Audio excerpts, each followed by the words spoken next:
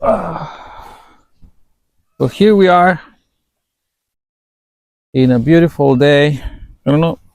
I don't know if you can hear the chicken back there, but she's freaking out. Come here. My dog is out here too. He's not gonna come.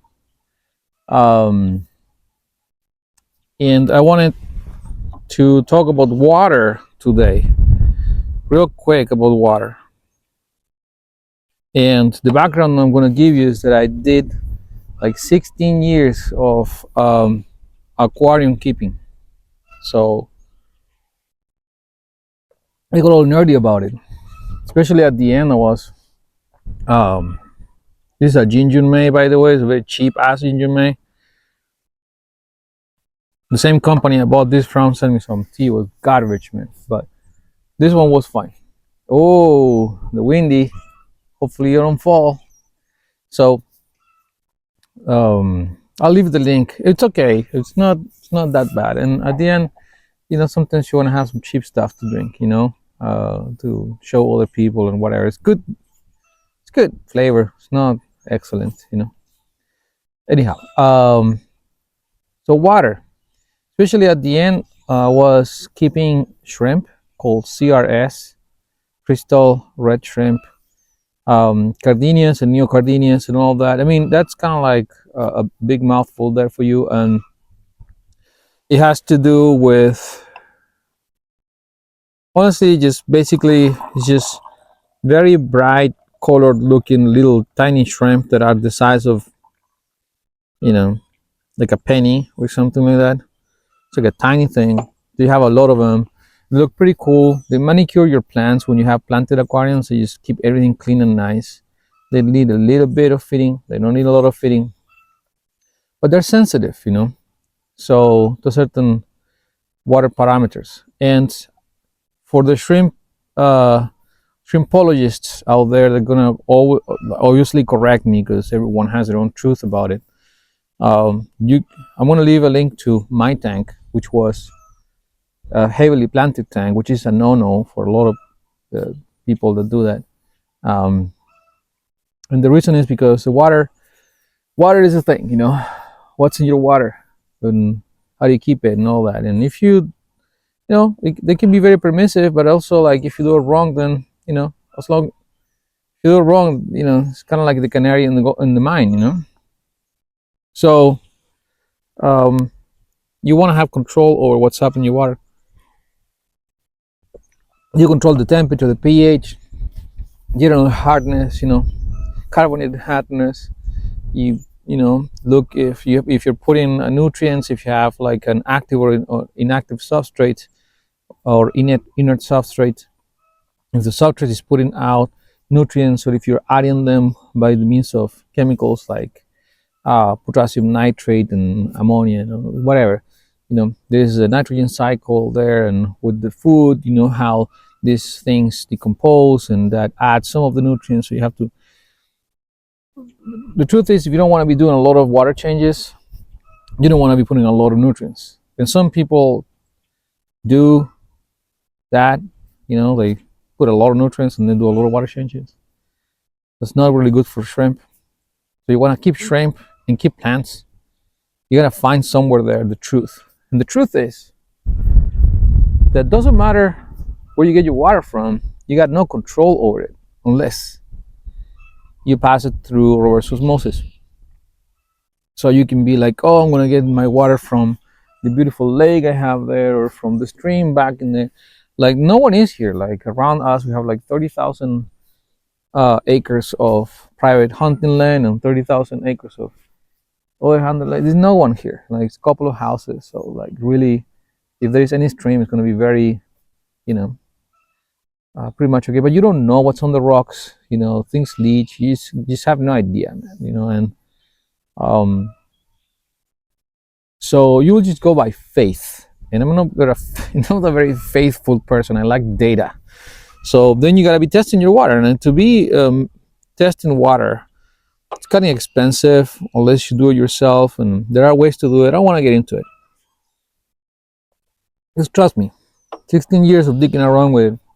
The best way of ensuring water quality is that you strip water to only water, and there is nothing else in it.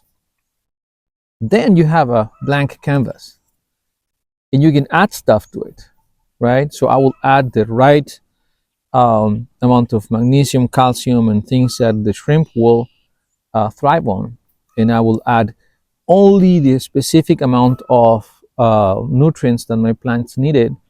So then that will keep the balance, and I won't have to change in water, whatever.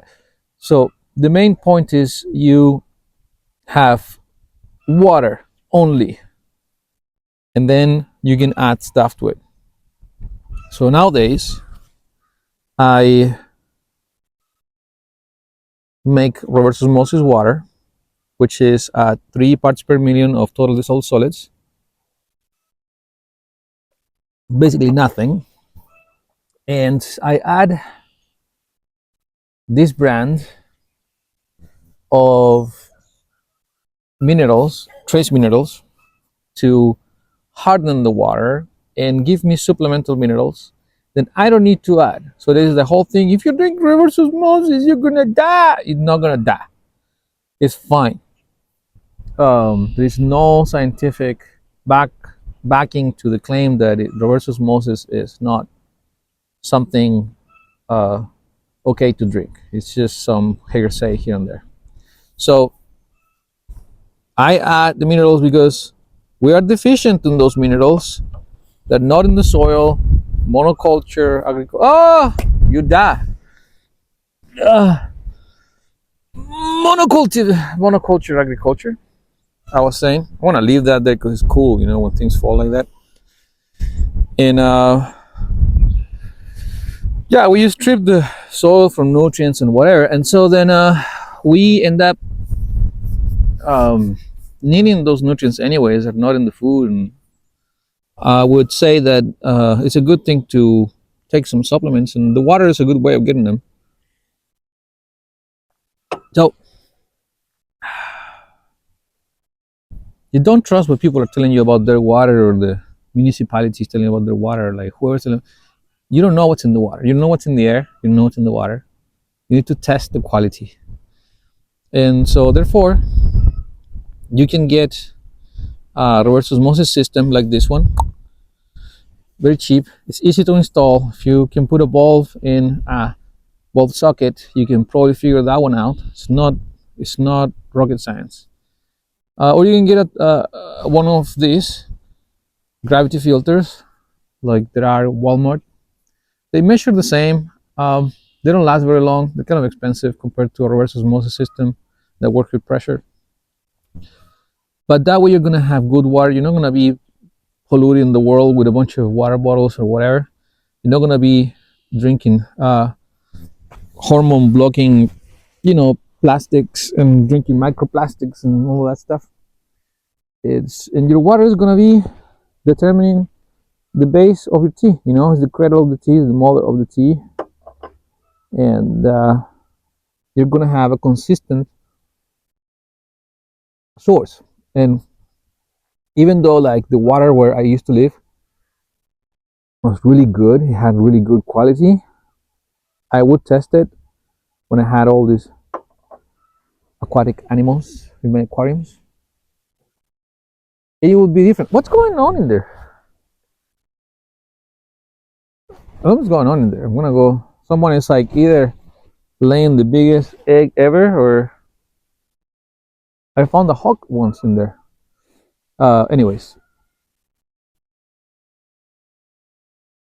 I got too many chickens anyways. So yeah, just get a reverse osmosis system, and add the minerals, and you'll see your water is going to be awesome. It's going to be under your control. It's not going to be, you don't know what's one bottle and what is in the other bottle. Like someone can make a mistake, and that way you are also able to filter water in the case of something's going on with your municipal water and your water source. And as well, you're going to be making excellent tea, because water, I think, is the base of that. Next time we're going to talk about fire, and I'll see you next time. There was nothing in there. She's tripping.